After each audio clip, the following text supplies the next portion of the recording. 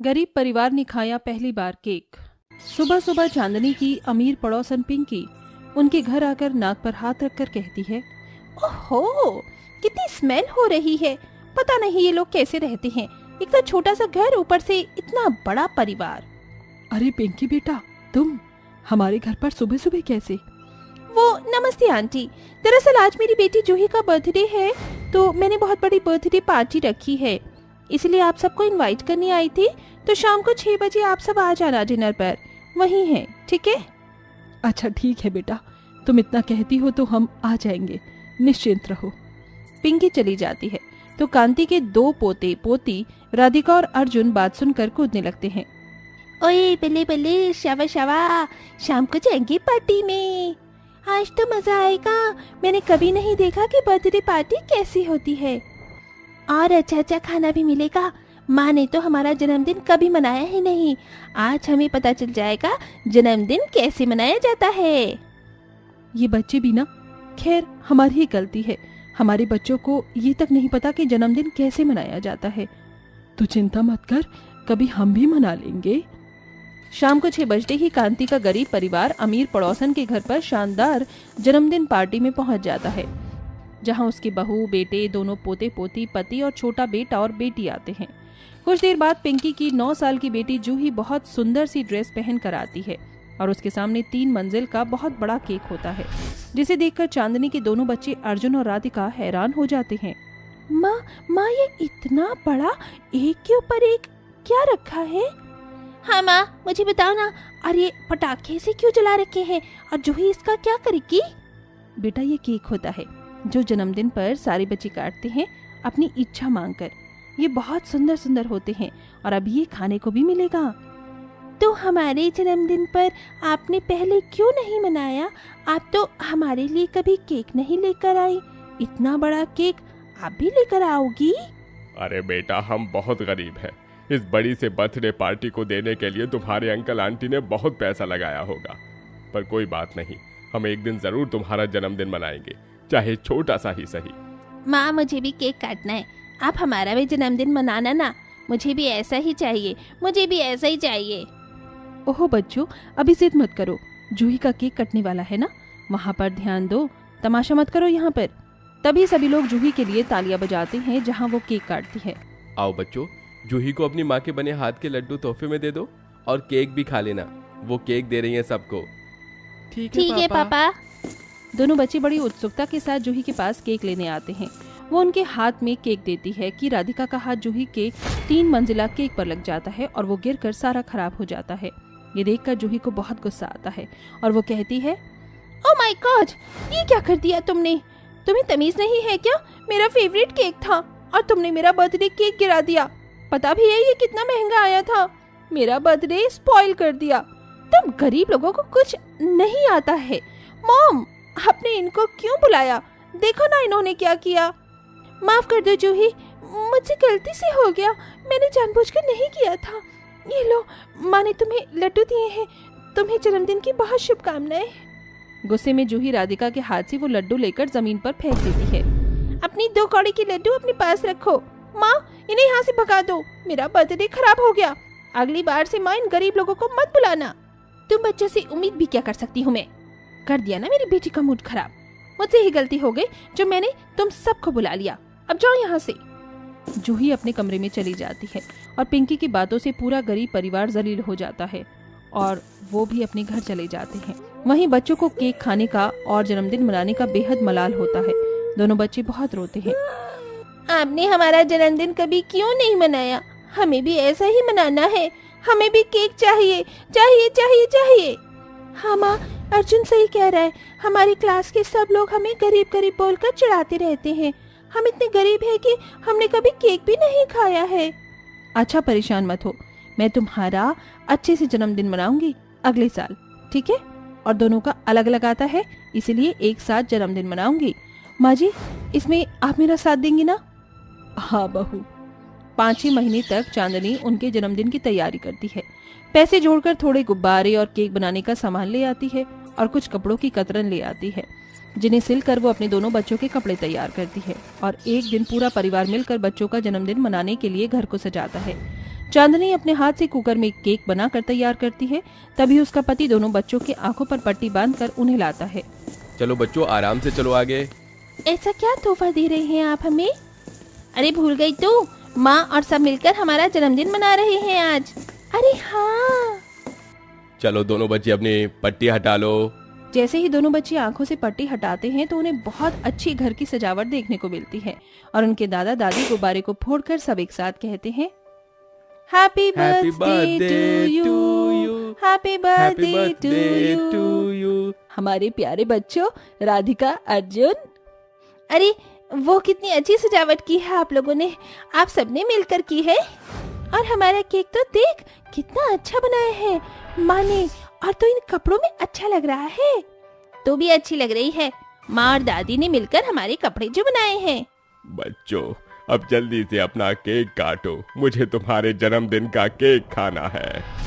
और ये देखो तुम्हारा तोहफा, कलर बॉक्स और ड्राइंग फाइल। वाओ, वैसे चाचू आप हमारे लिए क्या लाए हो?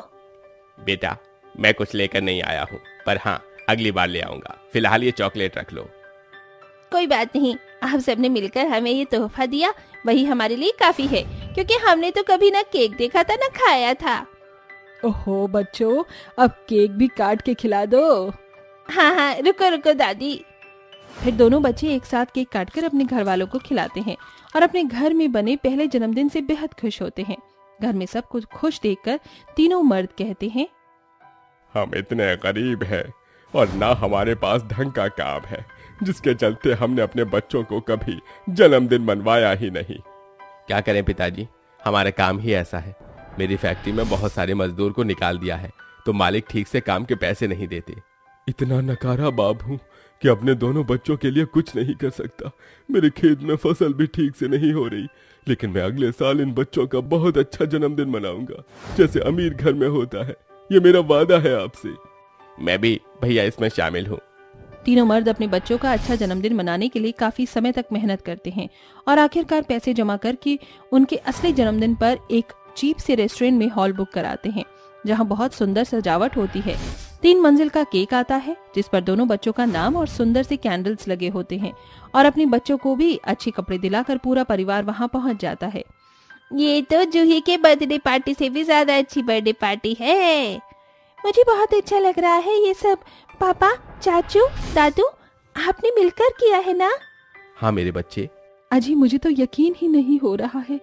मुझे माफ करना चांदनी, पिछली बार तुमने बच्चों का बहुत अच्छे से बर्थडे मनाया और मैं ज्यादा कुछ कर नहीं पाया था, इसीलिए अपने बच्चों की आंखों में वो खुशी देखना चाहता था जो अब दिख रही है। अरे अब खुशी के मौके पर दुख वाला चेहरा मत बनाओ। चलो चलो केक खिलाओ, बढ़िया केक लग रहा है, फल वाला। तो माँ ये फल वाला नहीं, फ्रूट केक बोलते हैं। खास ऑर्डर पर बनवाया है हमने। अच्छा अच्छा। फिर दोनों बच्चे बड़ी धूमधाम से अपना केक काटते हैं और राजू पार्टी पॉपर्स फोड़ता है, जहां और भी अमीर घर के बच्चे आए थे और जूही भी सॉरी मांगती है। फिर सारे बच्चे मिलकर गेम्स खेलते हैं। इस तरह उन गरीब बच्चों का एक अमीर की तरह भी जन्मदिन बन जाता है, पर उनके लिए सबसे अच्छा और पहला जन्मदिन वही होता है जो उनकी माँ ने उनके लिए घर में मनाया था। इस तरह राजू और चांदनी के बच्चे खुशी खुशी रहने लगते हैं। दुर्गेश्वरी के 2 बच्चे थे, जिनमें से एक उसका बेटा था और एक बेटी थी, जो रंग से बहुत ज्यादा काली थी। लेकिन उसका बेटा मोहित बहुत सुंदर और गोरा था और उसी के चलते उसके अंदर बहुत ज्यादा घमंड था। वहीं मोहित एक बहुत सुंदर लड़की से प्यार करता था, जिससे वो शादी करना चाहता था, जिसके लिए उसने अपनी माँ दुर्गेश्वरी को बताया। लेकिन दुर्गेश्वरी अपने बेटे की शादी एक अच्छे परिवार की लड़की यानी संस्कारी लड़की से करवाना चाहती थी। इसी के चलते वो अपनी पसंद की लड़की से मोहित की शादी करवा देती है। अपनी माँ की बात मानने के अलावा मोहित के पास और कोई चारा नहीं था। वो उसकी पसंद की लड़की से शादी करके उसे अपने साथ घर ले आता है, जहाँ उनका गृह प्रवेश होता है। आओ बहू, घर के अंदर आओ, तुम्हारे इस घर में स्वागत है। इतना लंबा घूंघट क्यों किया हुआ है? इसे ऊपर कर लो, तुम्हें गर्मी लग रही होगी। दुर्गेश्वरी के कहने पर उसकी बहू अपने घूंघट को ऊपर कर लेती है, जिसके बाद जैसे ही मोहित की नजर अपनी पत्नी के ऊपर पड़ती है, वो गुस्से से कहता है, क्या आपने तो मुझे कहा था कि जिसे आप शादी करवाओगे वो बहुत अच्छी होगी, लाखों में एक होगी। अरे आपने इससे मेरी शादी करवाई है, ये तो कितनी काली है। पहले ये काली बहन थी और ऊपर से अब मुझे पत्नी की शक्ल भी काली कलूटी ही देखनी होगी। बेटा ये तो क्या कह रहा है? ऐसा नहीं कहते, काला गोरा कुछ नहीं होता। बस बहुत हुआ, मैं जा रहा हूँ अपने कमरे में। करते रहो आप इस काली कलूटी का गृह प्रवेश। मोहित ऐसा कहकर अपने कमरे में चला जाता है और अपने बिस्तर पर लेटकर कहता है, समझ ही नहीं आता कि ये क्या मनहूसियत मेरी जिंदगी में फैला रखी है मेरी माँ ने। पहले तो मेरी काली बहन ही थी और अब मेरी काली पत्नी भी आ गई है। मोहित ऐसा कहकर सो जाता है। तो वहीं इतना सब कुछ होने के बाद भी दुर्गेश्वरी अपनी बहू का अच्छे से गृह प्रवेश करवाती है। जाने दो सलोनी बहू, मेरा बेटा दिल का बहुत अच्छा है। शायद अभी उसका दिमाग ठिकाने पर नहीं है, इसीलिए थोड़ा गुस्सा कर गया। तुम घर में आ जाओ। दुर्गेश्वरी के कहने पर सलोनी घर के अंदर आ जाती है। वहीं बहुत मायूसी के साथ सलोनी की सुहाग रात गुजरती है। अपने पति के कमरे में जाने के बाद भी उसे जमीन पर ही सोना पड़ता है। अगले दिन सलोनी समय पर उठ जाती है और सभी के लिए नाश्ता बनाकर तैयार करती है। जैसे ही मोहित नाश्ता करने के लिए आता है, अपनी पत्नी सलोनी का चेहरा देखते ही वो कहता है, मुझे नहीं करना इसके काले हाथों का बना हुआ नाश्ता। इतने में मोहित की बहन प्रिया आती है, जो कि आते ही अपनी भाभी से कहती है, खुशबू तो बहुत अच्छी आ रही है भाभी, जल्दी जल्दी दे दो। आपने क्या बनाया है आज नाश्ते में? मोहित गुस्से से जाते हुए कहने लगता है, हाँ हाँ खाओ, आखिर तुम दोनों की जोड़ी भी तो परफेक्ट लगती है। दोनों ही काली कलूटी हो। मनहूसियत तो तुम दोनों ने ही इस घर में फैलाई है। तुम जैसे मनहूस के हाथ का खाना खाऊंगा तो मेरा दिन भी मनहूसियत में हो जाएगा। मोहित फिर से ऐसा बर्ताव करके अपने कारखाने में चला जाता है। वहां जाने के बाद वो सभी के हाथों में ग्लव्स, पूरे कपड़े पहने हुए और मुंह पर मास्क लगाए देखता है। जिसके बाद वो एक कर्मचारी से पूछता है, ये सब पूरे कारखाने में क्या हो रहा है? सब लोगों ने हाथों में ग्लव्स, मुंह पर मास्क और पूरे कपड़े क्यों पहने हैं? तुम्हें नहीं पता क्या, पूरे शहर में एक वायरस फैला हुआ है जिसके चलते पूरे शरीर पर बहुत ही बुरे दाने हो जाते हैं। तभी मोहित का मालिक उसके पास आता है और उसे ग्लव्स और मास्क देते हुए कहता है, अरे मोहित, तुम्हें तो सबसे पहले पता होना चाहिए कि शहर में क्या चल रहा है। जल्दी से ये ग्लव्स और मास्क पहन लो, नहीं तो तुम्हें भी ये वायरस लग जाएगा। आपको क्या लगता है कि मैं बहुत ज्यादा कमजोर हूँ? ऐसा नहीं है, मैं बहुत स्ट्रांग हूँ। I am a strong man. मुझे इन सब चीजों की जरूरत नहीं है और कोई मुझे वायरस नहीं लगने वाला। आप लोगों को इसकी ज्यादा जरूरत है, आप लोग ही लगाओ, मैं ऐसे ही जाकर काम कर सकता हूँ। ओवर कॉन्फिडेंट में भरे हुए मोहित को भी उसी शाम तक वायरस लग जाता है और पूरे शरीर पर दाने निकल आते हैं। कारखाने में भी लोग उसे देखकर दूर भागने लगते हैं, जिसके चलते उसका मालिक वायरस टीम को इन्फॉर्म कर देता है और उसे घर जाकर किसी भी वस्तु या किसी भी इंसान को छूने से मना कर देता है। जैसे ही मोहित घर लौटता है, वो शीशे में अपने आप को देखकर हैरान हो जाता है और रोते हुए अपने परिवार से कहता है, मैं वायरस से पीड़ित हो चुका हूँ, तुम लोग मुझे छूना मत। थोड़ी ही देर में वायरस टीम आने वाली है, वो मुझे क्वारंटाइन के लिए ले जाएगी। मोहित के कहे अनुसार वायरस टीम आती है और उसे ले जाती है, जिसके बाद मोहित की पत्नी, बहन और माँ रोने लगते हैं।